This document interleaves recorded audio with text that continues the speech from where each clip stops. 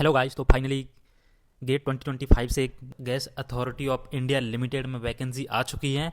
आप कुछ दिन पहले भी इसका नोटिफिकेशन सर्कुलेट हो रहा था, जो कि पुराना ही नोटिफिकेशन जो पहले जब गेट 2025 के लिए एग्ज़ाम के लिए फॉर्म फिल कर गए थे उस टाइम नोटिफिकेशन आया था, वही सर्कुलेट दोबारा कर दिया गया था लोगों के द्वारा। बट फाइनली अब फिर से गेल ने अपनी वेबसाइट पर नोटिफिकेशन जारी कर दिया है, जिसमें वैकेंसी भी डिक्लेयर कर दी गई है कि कितनी वैकेंसी किस ब्रांच के लिए कितनी है और कब से इसका फॉर्म स्टार्ट हो रहा है और लास्ट डेट क्या है।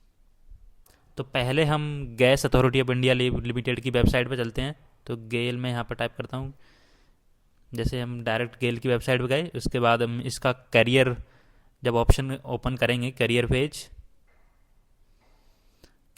ओपन करेंगे तो हम अप्लाइंग टू गेल में जाएंगे। उसके बाद यहाँ पे आप लोग देख सकते हैं कि career opportunity as executive trainee through GATE 2025। तो फाइनली ये आउट हो चुका है और इसकी पोस्ट डेट है, देखिए आप, 17 फरवरी 2025 को, मतलब आज ही इसका रिक्रूटमेंट का नोटिफिकेशन अपलोड हुआ है यहाँ पर। तो ठीक है, इस पर जब आप ओपन करेंगे तो ये नोटिफिकेशन यहाँ पे निकल के आता है। ठीक है। तो तो मैंने ये ऑलरेडी यहाँ पे डाउनलोड कर रखा है। तो ठीक है, तो आइए कम्प्लीटली डिस्कस करते हैं कि कितनी क्या वैकेंसी है। तो सबसे पहले आप देख सकते हैं कि career opportunity in as executive training through GATE 2025। तो इसकी ये वैकेंसी आई है। तो गेल के बारे में गेल India limited A Maharatna PSU, और ये इसके बारे में आप सभी जानते ही हैं, ये बहुत बड़ी कंपनी है। तो यहाँ पे ये वैकेंसी, कितनी वैकेंसी है, तो पहले आइए जानते हैं। पोस्ट नेम क्या है, एग्जीक्यूटिव ट्रेनी केमिकल। तो केमिकल में इसका बेसिक पे रहेगा 60,000 से 1,80,000, और टोटल वैकेंसी हैं वो 21 है। और अनरिजर्व के लिए 8 वैकेंसी हैं, ईडब्ल्यूएस के लिए 2, ओबीसी एनसीएल के लिए 6 वैकेंसीज़ हैं, और एससी के लिए 3 वैकेंसीज़ हैं, और एसटी के लिए 2 वैकेंसी हैं। ये है टोटल केमिकल के लिए 21। ठीक है। अगर देखते हैं इंस्ट्रूमेंटेशन के लिए, तो इंस्ट्रूमेंटेशन के लिए 9 वैकेंसी अनरिजर्व के लिए है, ईडब्ल्यूएस के लिए 1 वैकेंसी है, ओबीसी के लिए 4 वैकेंसीज हैं, और एससी के लिए 2 वैकेंसी और एसटी के लिए 1 वैकेंसी। टोटल 17 वैकेंसी यहाँ पे इंस्ट्रूमेंटेशन ब्रांच के लिए निकल के आती हैं।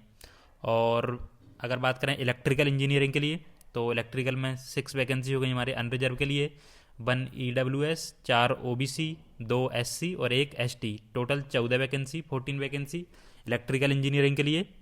ठीक है। और मैकेनिकल की बात करें तो 4 अनरिजर्व में, ईडब्ल्यूएस में 1 भी वैकेंसी नहीं है, और ओबीसी के लिए 2, एससी के लिए 1, एसटी के लिए 1, टोटल 8 वैकेंसी। टोटल ये मैकेनिकल इंजीनियरिंग के लिए।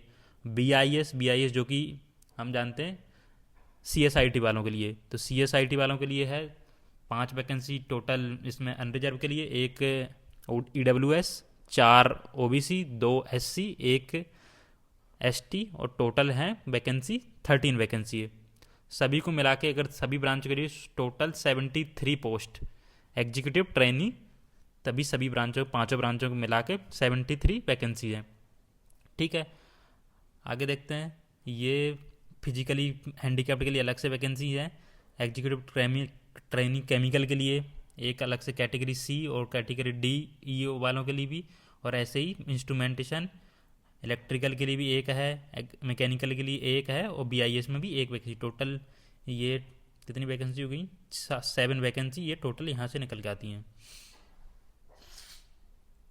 ठीक है। उसके बाद अगर बात करें क्वालिफिकेशन क्या क्या रिक्वायरमेंट है, तो एग्जीक्यूटिव ट्रेनिंग केमिकल में तो bachelor degree in engineering in chemical, petrochemical, chemical technology, petrochemical technology, chemical technology and polymer science, chemical technology and plastic technology, मतलब जो भी केमिकल इंजीनियरिंग से रिलेटेड सारी ब्रांच हैं वो सभी यहाँ पर दी गई हैं। ठीक है। तो आपको कोई टेंशन लेने की ज़रूरत नहीं है। उसके बाद इंस्ट्रूमेंटेशन की बात करें तो इंस्ट्रूमेंटेशन में bachelor degree in engineering in instrumentation और instrumentation and control, electronics and instrumentation, electrical and instrumentation, electronics and या इलेक्ट्रिकल एंड इलेक्ट्रॉनिक्स। तो मान लो जिसकी बात इलेक्ट्रॉनिक्स होती है इसकी वजह किसी की ब्रांच ट्रिपल ई होती है, इलेक्ट्रॉनिक्स एंड इलेक्ट्रिकल इंजीनियरिंग, तो वो सभी ब्रांचेज यहाँ पे एलिजिबल हैं, ठीक है। और मिनिमम परसेंटेज चाहिए आपको अपना बीटेक में, तो वो 65% चाहिए, ठीक है। इलेक्ट्रिकल की बात करें अगर, तो इलेक्ट्रिकल में इलेक्ट्रिकल हो, electronics and power, electrical and power with minimum 65% यहाँ भी चाहिए, ठीक है। उसके बाद मैकेनिकल की बात करें तो मैकेनिकल में क्या क्या रिक्वायरमेंट है, bachelor degree in engineering in mechanical production and industrial manufacturing, mechanical and automobile with minimum 65%, ठीक है। ये यहाँ के लिए हो गया। उसके बाद BIS CSIT वालों की बात करें तो कंप्यूटर साइंस में या इंफॉर्मेशन टेक्नोलॉजी में आपका बीटेक होना चाहिए, या फिर अगर आपने MCA कर रखा है, master in computer application, of minimum 2 years with 65%, अगर MCA भी कर रखा है तो भी आप इसके लिए एलिजिबल हैं, ठीक है। बस आपने गेट BIS में दिया होगा, CSIT के लिए से आपने गेट दिया होगा तो आप एलिजिबल हैं।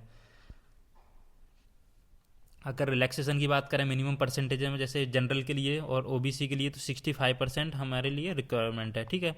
अगर बात करें तो 5% यहाँ पर SC ST PWD के लिए 5% रिलैक्सेशन है, तो 60% मान सकते हैं आप। यहाँ पर दे रखा है 65% अनरिजर्व कैटेगरी। अगर आपका 64.99% भी है तो आप इसके लिए एलिजिबल नहीं होगे, ठीक है।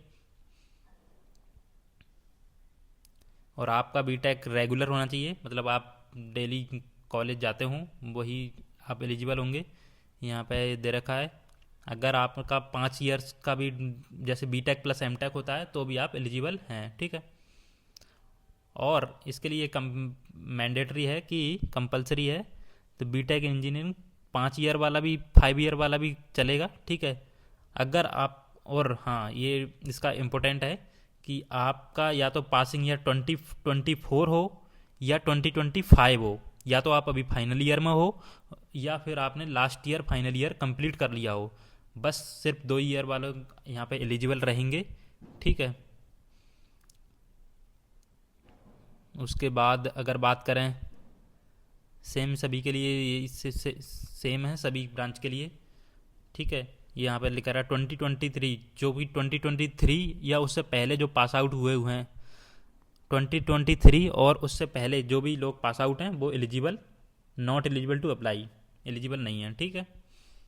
अगर एज लिमिट की बात करें तो 18 मार्च 2025 जिनकी एज 26 ईयर जनरल वालों के लिए है, ये जनरल वालों के लिए 26 ईयर्स जिसकी एज से कम है, 26 से कम है, वो इसके लिए एलिजिबल हैं। उसके बाद कुछ एज रिलैक्सेशन है कैटेगरी वाइज, जैसे SC ST के लिए 5 साल, तो यानी कि 26 में 5 तो 31 ईयर से हो जाएगा। OBC के लिए 3 साल और हैं, और PWD वालों के लिए 10 ईयर्स का यहाँ पे और रिलैक्सेशन है। और सिमिलरली अगर PWD वाला OBC में होगा तो 13 ईयर्स, PWD SC ST में होगा तो 15 ईयर्स उसको एज रिलैक्सेशन, और इसके अलावा और मिल गया, ठीक है।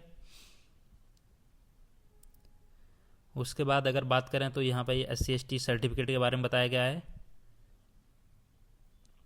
उसके बाद अगर सैलरी की बात करें तो सैलरी आप देख सकते हैं 60,000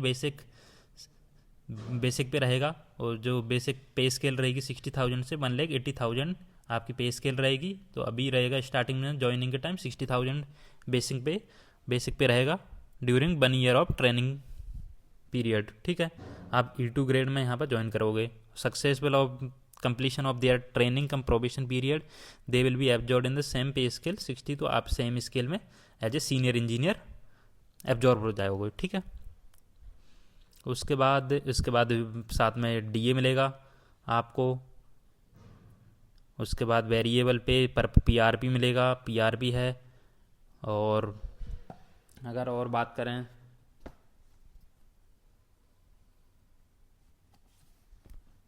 अगर आपको एक या तो कंपनी अकोमोडेशन देगी या फिर लीज अकोमोडेशन देगी, या फिर आप HRA अवेल कर सकते हैं, और साथ में मेडिकल फैसिलिटी रहेंगी, और इंश्योरेंस और ग्रुप ऑफ इंश्योरेंस जो भी आपका कंपनी प्रोवाइड करेगी, ठीक है। उसके बाद आपका जो अदर बेनिफिट्स हैं, तो कंपनी आपका PF भी कुछ में फंड जमा करेगी, ग्रेचुटी पेंशन भी रहेगी, employ who superannuate from GAIL after rendering a minimum मान लो आपने 15 साल काम किया गेल के लिए, तो आप इसके लिए एलिजिबल रहेंगे। और रिटायरमेंट के बाद मेडिकल बेनिफिट भी आपके लिए रहेगा, ठीक है। उसके बाद ये यहाँ पे प्लेसमेंट और असाइनमेंट, कहाँ पे आपकी पोस्टिंग होगी, तो गेल में जहाँ भी इंडिया में गेल की जो भी लोकेशंस हैं, आप कहीं भी पोस्टिंग मिल सकती है, ठीक है। उसके बाद यहाँ पे health and fitness, medical fitness जो भी रहेगा, उसके जो भी अपना मेडिकल एक टेस्ट होगा उस, ठीक है। तो उसके बाद आपने गेट 2025 की स्कोर के आधार पर इसका रिक्रूटमेंट होगा, ठीक है। ये तो आपको पता ही है पहले से ही, इसमें कुछ नया नहीं है। और यहाँ पे दोबारा से दे रखा है chemical, petrochemical, chemical technology, petrochemical, ये एग्जीक्यू केमिकल के लिए आपने CH में पेपर दिया हो, इंस्ट्रूमेंट वालों को IN में पेपर दिया हो गेट का, इलेक्ट्रिकल वालों ने EE में, और मैकेनिकल वाले में ME में, BIS का CS में, ये सभी जिसने गेट एग्ज़ाम दिया होगा, ठीक है। उसके बाद यहाँ पर दे रखा है गेट 2025 के ही मार्क्स इसमें कंसिडर किए जाएंगे, 2024 और उससे पहले आपने गेट दिया हो वो वैलिड नहीं है, ठीक है, ओके।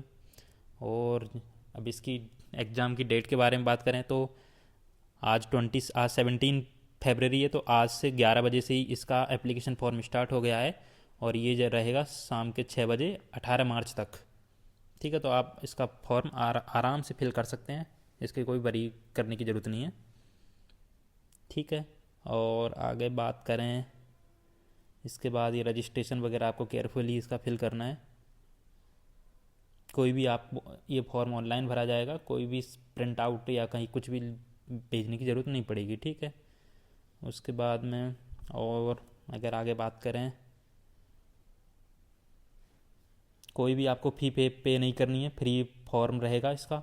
जैसे आपने अभी ONGC का फॉर्म भरा होगा तो उसमें अराउंड 1180 रुपये का फॉर्म था, जो भी काफ़ी बड़ा अमाउंट है, लेकिन यहाँ पे आपको कुछ भी पेमेंट करने की ज़रूरत नहीं है, फ्री रहेगा, ठीक है। उसके बाद ये इम्पोर्टेंट डेट है, तो 17 फरवरी मतलब आज से इसका फॉर्म स्टार्ट हो जाएगा, और 18 मार्च लास्ट डेट रहेगी, ठीक है। तो आपको पूरा आइडिया लग गया होगा कि इसकी कितनी क्या वैकेंसी रहेंगी, ठीक है। होपफुली और कुछ अगर आपको जानना हो तो वो आप कमेंट में बता सकते हैं, ठीक है।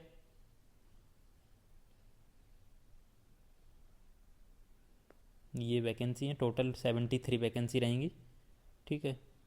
एक बार दोबारा अगर आपको ये PDF चाहिए तो गेल की वेबसाइट से ले सकते हैं, या मैं अपने डिस्क्रिप्शन में भी इस PDF को डाल दूँगा, तो आप वहाँ से डाउनलोड कर सकते हैं, ठीक है, ओके, थैंक यू। अगर और भी आपको ऐसी वैकेंसी के बारे में जानना है तो आप इस वीडियो को लाइक करें और हमारे चैनल को भी सब्सक्राइब करें, जिससे आगे आगे नोटिफिकेशन जिसका भी आएगा उसकी नॉलेज आपको ऑलरेडी पता लग जाए जल्दी से जल्दी, तो आपको कोई भी नोटिफिकेशन मिस ना हो।